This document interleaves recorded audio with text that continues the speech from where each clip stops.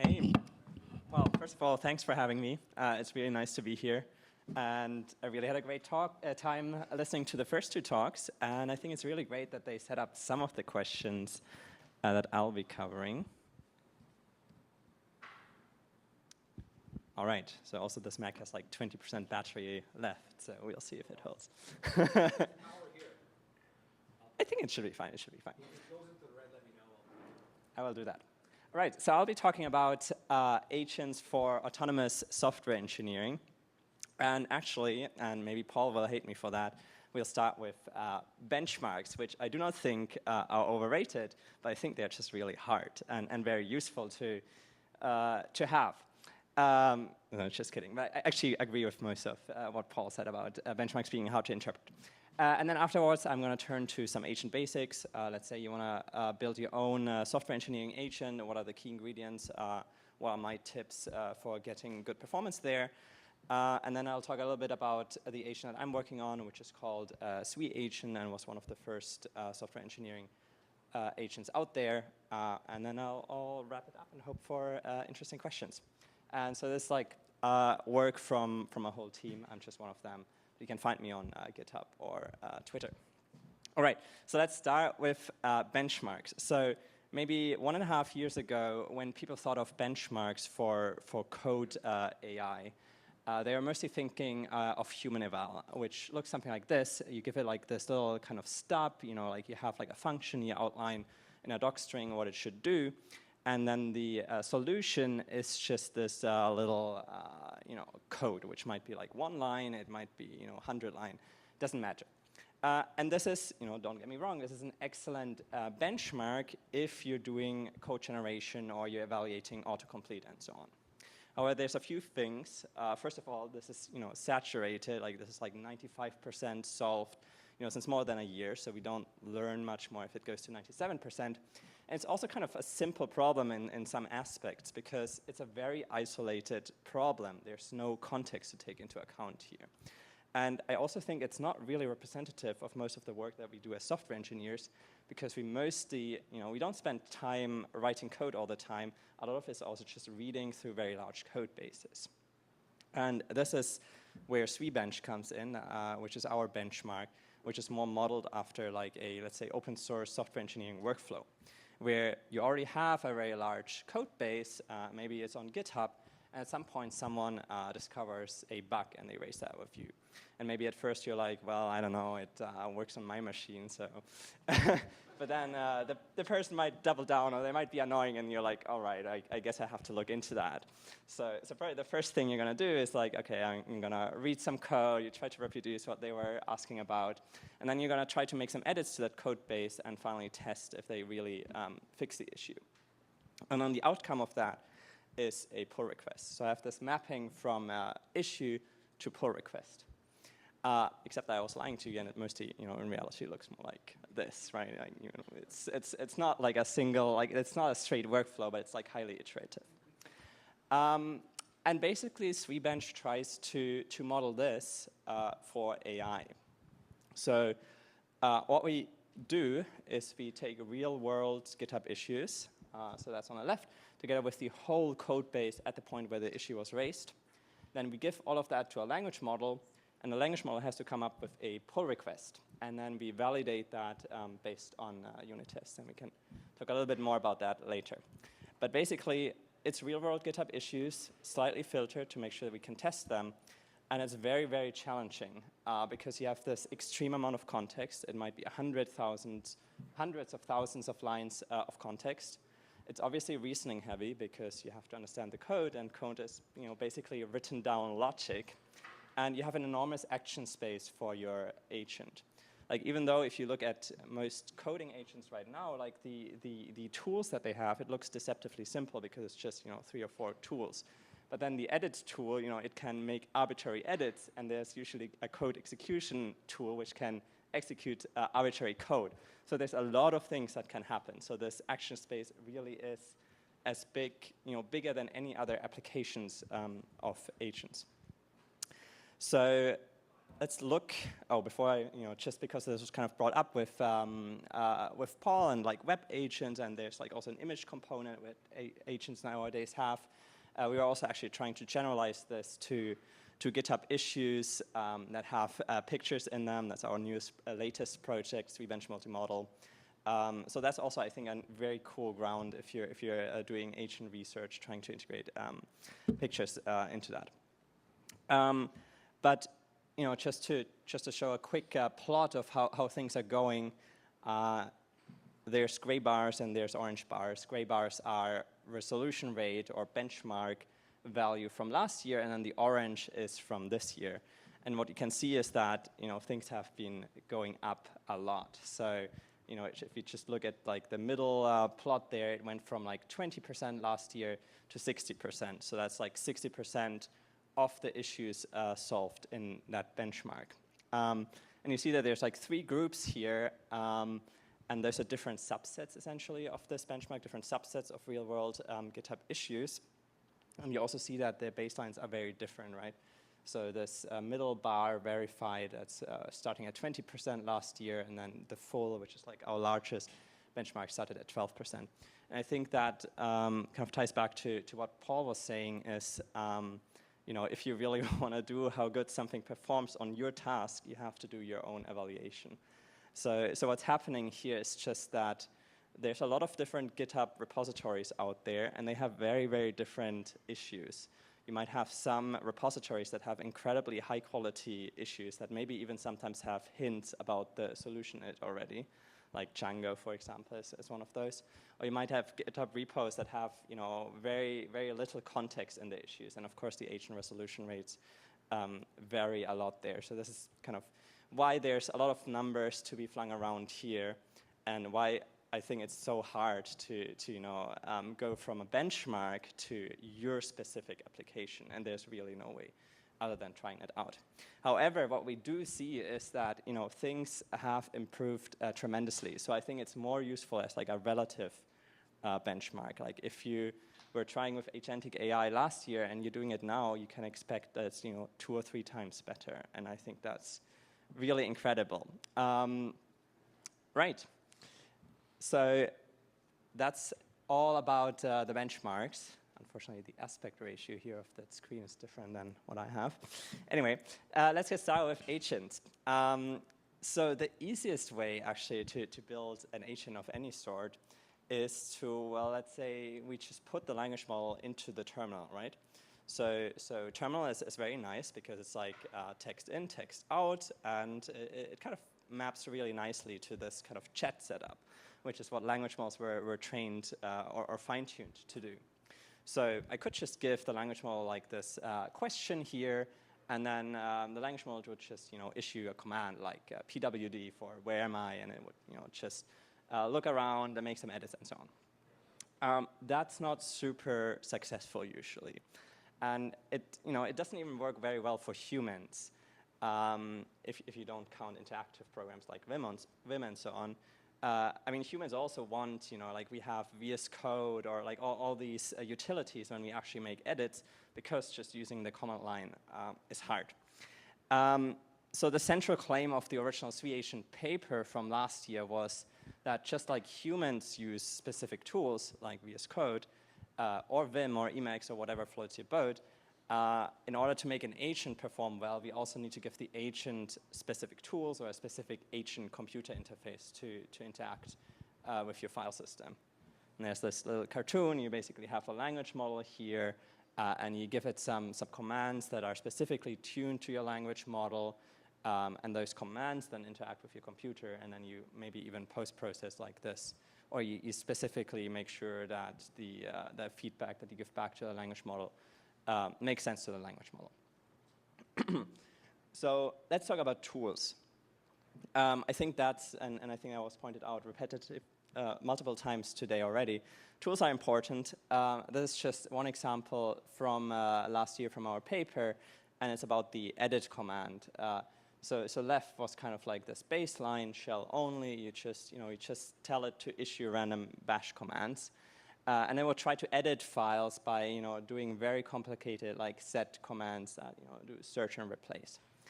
And it achieved some 10% performance back at that time, versus giving it like a real, like specifically engineered edit command, which back in the time we were doing kind of like a line range based replacement, bumped that performance to 18%. So it almost doubled that just by giving it a better edit tool. And back then, we also added some linting on top. Basically, when the edit would have resulted in a syntax error or like a clear error, we would have blocked it and not have it go into effect. So that was last year. So things have a little bit changed. So first of all, most software engineering agents now do a slightly different editing style. It's more like search and replace, which is actually kind of similar to like the initial like sed thing, where you search for a substring and you replace it with something else. Even though I think Anthropic with 3.7, when they released the language model, they also had an agent and benchmarks, and I think they're now going more towards like complete rewrites, which in turn is more similar to this thing. But anyway, the main point here is editing is the most important thing. If you want to build software engineering agents, think about how the language model changes file. And I think that also goes for something like Cursor. I think they put a lot of effort into making sure, of mapping suggestions from the language model into your actual code base. Regarding to linting, I don't think you really need that anymore with like current state-of-the-art models. If you're dealing with an open source model and you're fine-tuning that or something, I think linting might still be helpful in catching low-quality answers, but it's not as important. Also, you can give many more tools to current language models than we could last year, which doesn't mean you should, but they get less confused.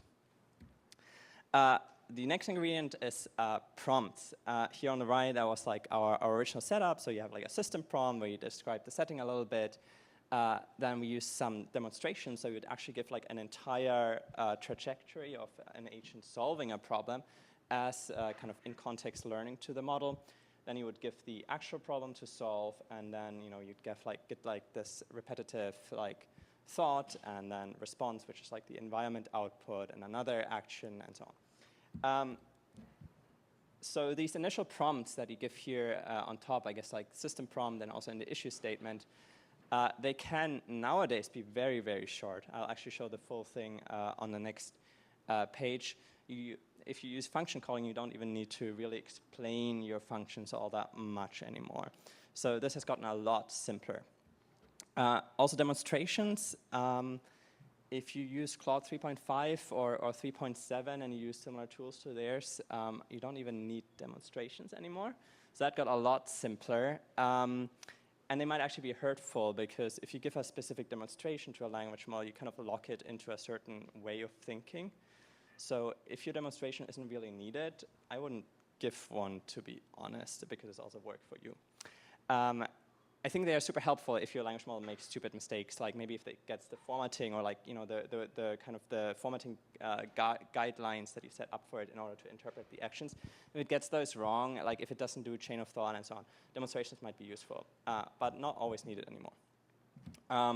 Just as an example, here's like actually this is basically our prompt that we use at the moment, just to demonstrate how simple this is.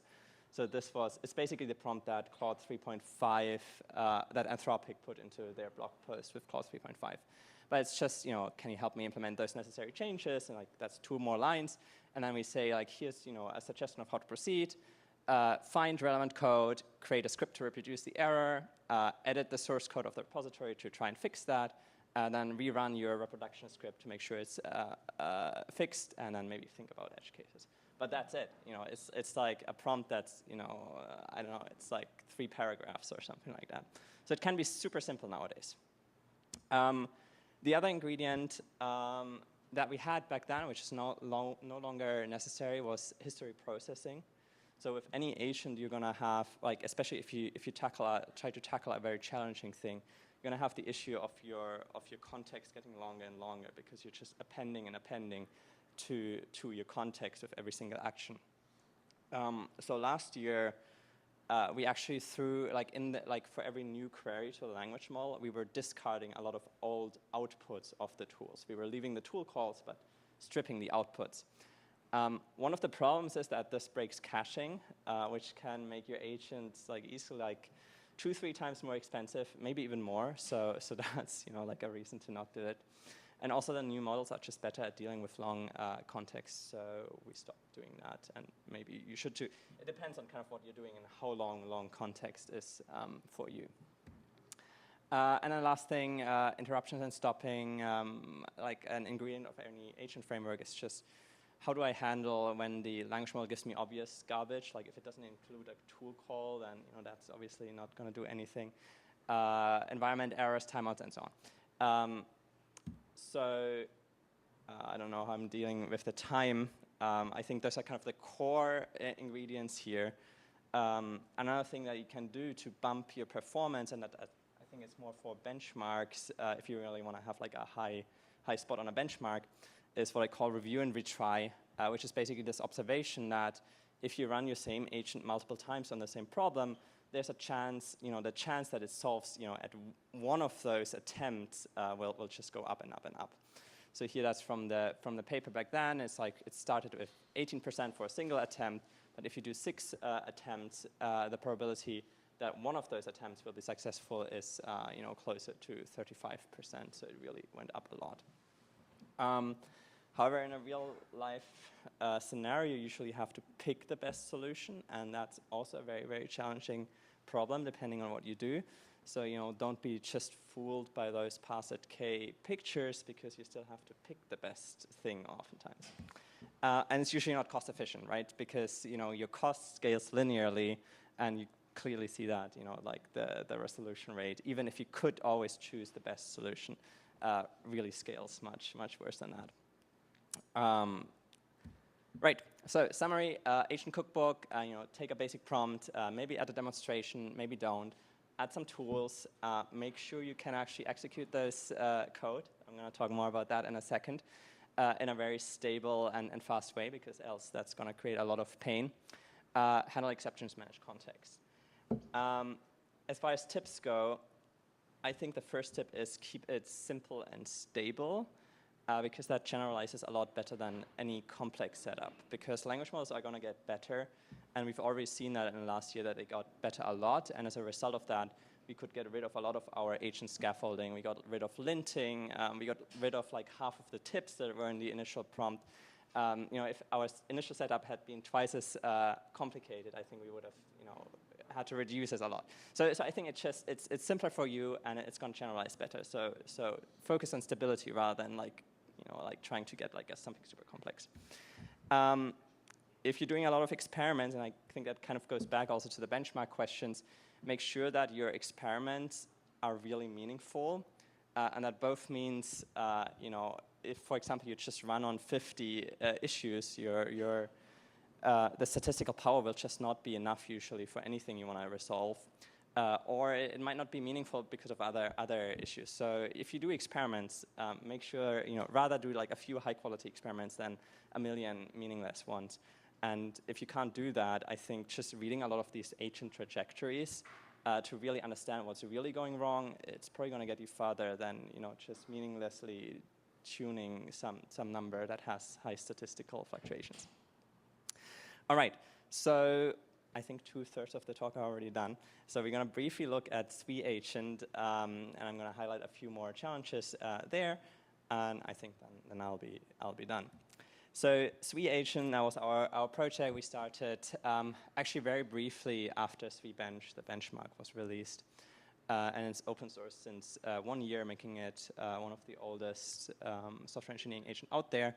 We recently released a big update, SWE-agent 1.0, which is almost a complete rewrite, which mostly added parallelization and a little bit, I'm going to talk a little bit more about the code execution, which was the main bottleneck that it resolved. But the main strengths here are it's highly configurable. I think there's more like than 100 config options at this point, and it's a very streamlined code base, so it's very easy to hack. So our target audience, us being just for researchers with maybe one full-time equivalent on this project, is just no fluff, and it having an agent that's made for research and experimentation. So it's less of a tool and product and a lot more about, I have this cool new idea, I want to try if it works, or I have this really exotic thing that I want to achieve and I want to hack some system to quickly get there. So if that's you, I think you should really check that out. And also we are scoring pretty well on the SWE-bench leaderboards.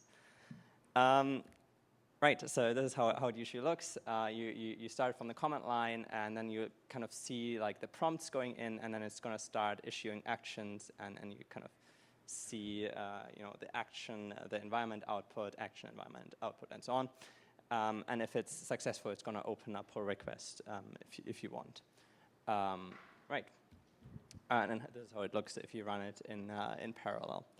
Where you have, like, if you're evaluating on a benchmark, you usually have like 300 to 1,000 instances that you're evaluating on, and the speed with which you can evaluate on those really determines how fast you can innovate also. So let's talk about engineering challenges.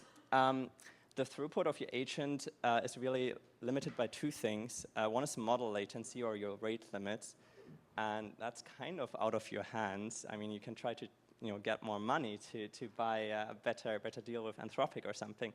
But generally it's fixed. It's not you engineering that determines this. The other thing is code execution, and this is really what you can try to amortize by parallelizing. If you're having like a lot of, like, let's say you have like you're a company with like I don't know, 1,000 issues, and you just try to run the agent over all of them, see if some of them are solvable. So you can parallelize that, and basically you can amortize the code execution time. And this is also, I think, where the most engineering of SWE-agent, of most software engineering agents probably goes, for a couple of reasons. So usually in these agents, you allow arbitrary shell commands to be executed, and they are also stateful, meaning that your model might first be like cd this directory, so it changed where it is. So you can't just fire off these commands one by one. You have to kind of keep a shell session active, because it might also set environment variables. It might do a lot of things. But it's actually like part of this then can lead to the problem is like, what if it accidentally like kills the session itself? That can happen. Like it could type exit, or it could do anything really stupid. It's also not very easy to determine, if you just put like a shell command into the shell, it's not easy, depending on how you implement it, to determine if this command is really complete. Especially, there's various heuristics of doing that. You can check like PIDs, you can get the PIDs of the process that are running and see if the process has terminated, or you can look for certain things appearing that indicate that, you get the next prompt and so on. But all of these, they are like heuristics, and there's, if the language model proposes a really, really silly action, or fires off 3 actions, or starts background processes, and so on, it gets really tricky. Or what if the command never completes, right? It might just write a reproduction script, and it's like an infinite loop. Or what if it tries an interactive command? Like what if your language model decides to start Vim, and like your framework might think like, oh, this command never terminated because it's actually waiting for input.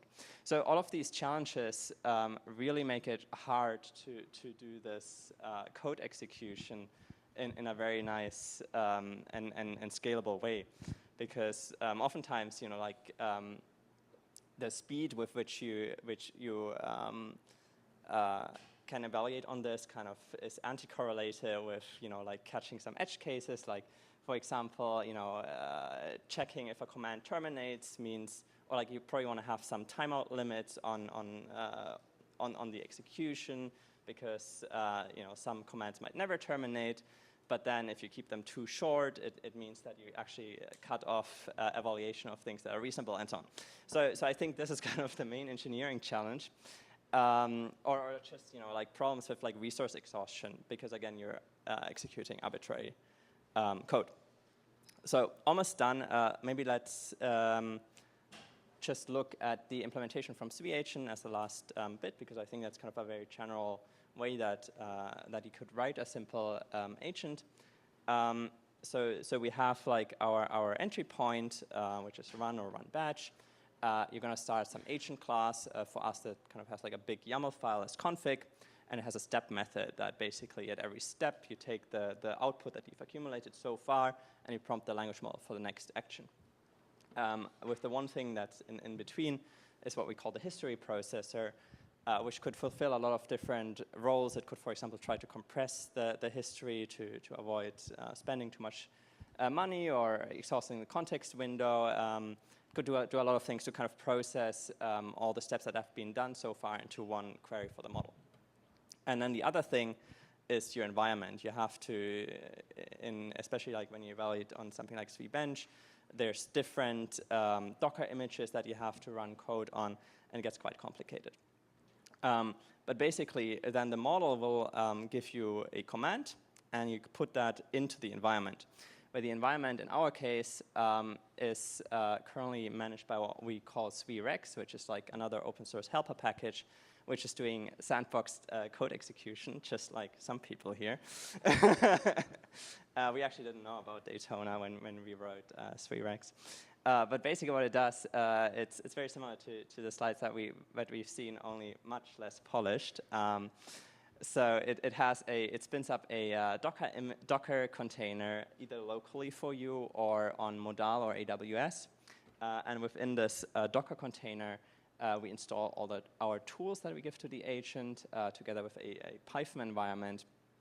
And then for every action that the model issues, we basically have a server running within this Docker container, talk to that, have the server execute the action, return us the output, and give it back into the agent. We are also, or Daytona is also working on a small adapter module so that you can use our SWE-rex package, but in reality it runs on Daytona, which I think would make this probably somewhat more stable.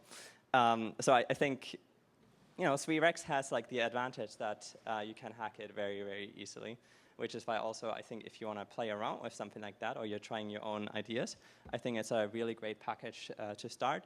If you're more like interested in production, of course, you might look to something different. All right, so that's the last page summary. Briefly talked about SWE-bench.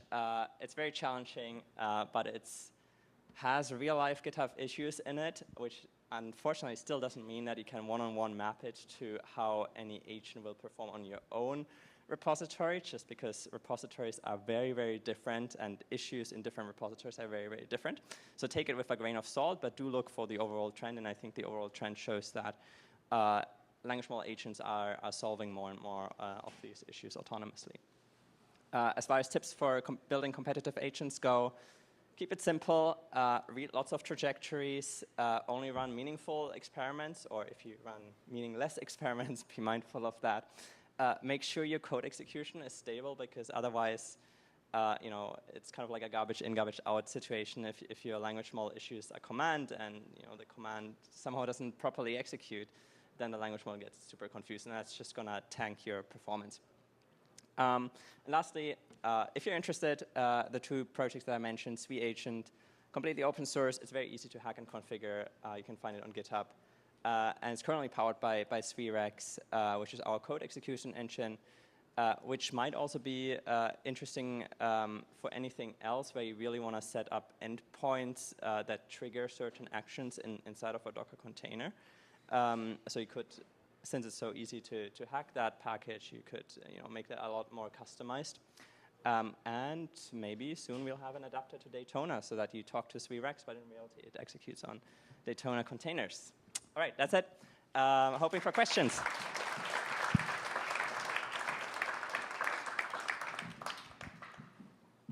All right, thank you, Kilian. So is there any questions? Yeah, hey, thank you very much. Question, what's the most important to make tools and APIs agent-friendly?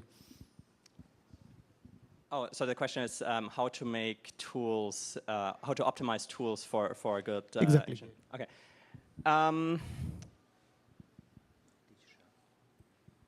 That's a good question.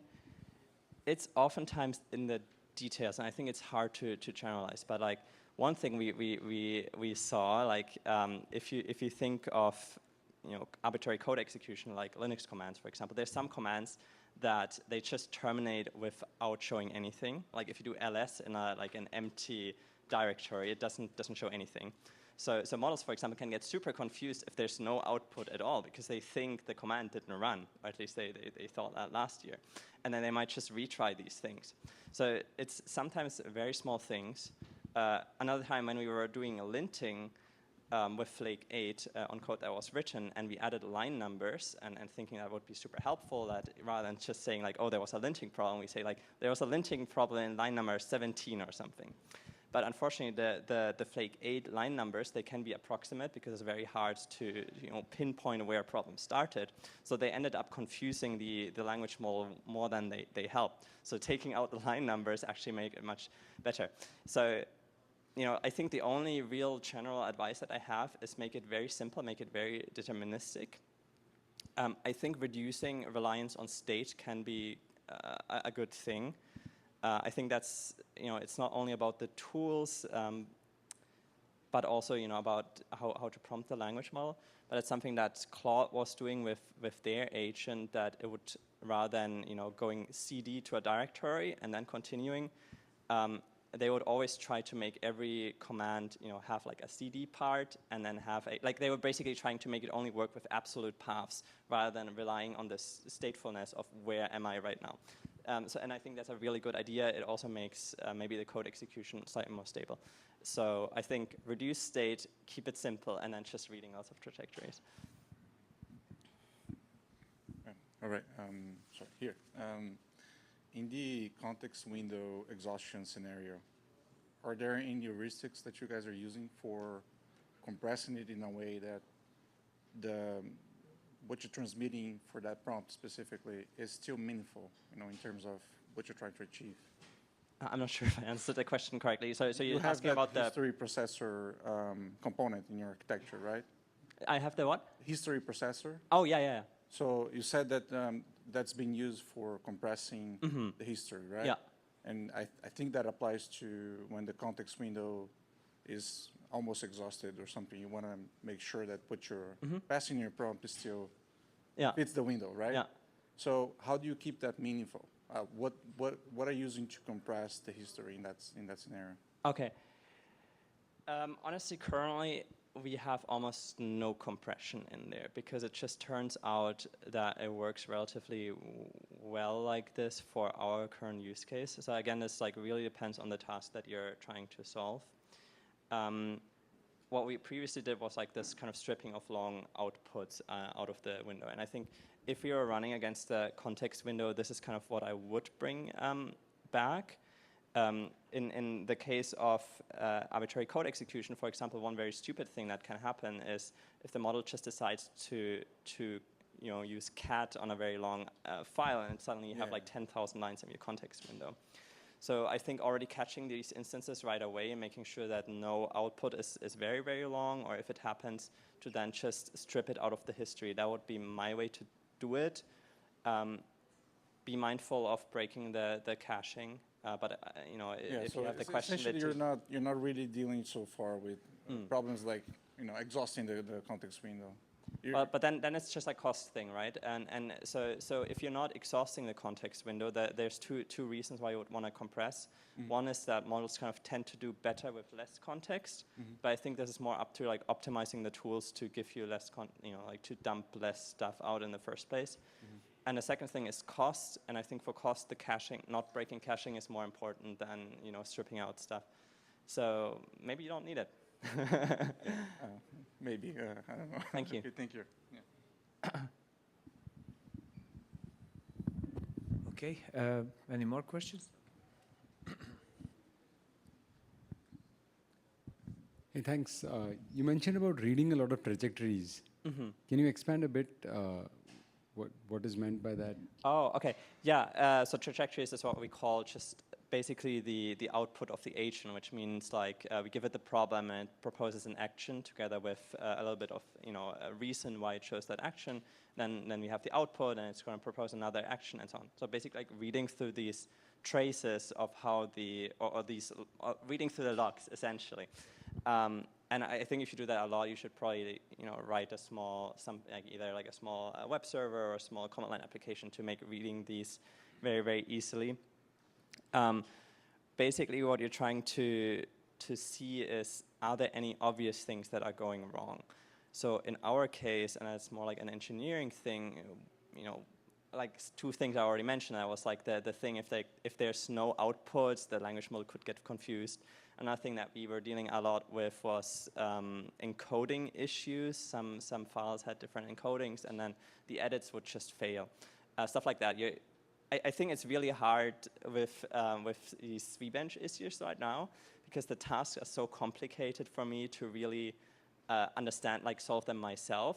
So if things work smoothly, it's really hard, and it still doesn't solve the instance, it's really hard for me to tell where it went wrong.